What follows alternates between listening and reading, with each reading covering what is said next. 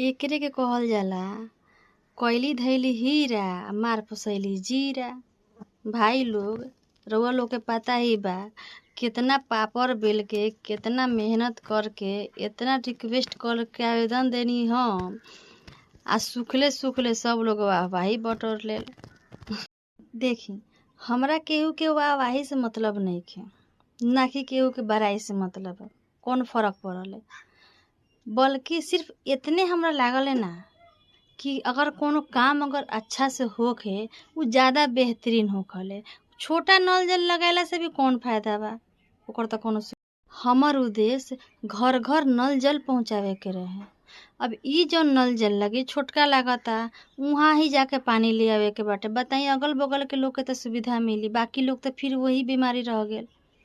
तो लेकिन एला न हम आवाज उठेले रहनी कि जौन समस्या बा उ सबके निदान होखे के चाहिए। देखी समस्या के निदान होखे ना तो ढंग से होखे, ना तो समस्या के साथ ही रहे देवे के चाहिए। उ आदत पड़ल रहल है। अगर निदान भेल आधा अधूरा निदान होई न तो कोनो फायदा के होखले ना। 2 आदमी के फायदा पहुँची बाकी 10 आदमी परेशान ही परेशान रही। तो अपना ला ना तो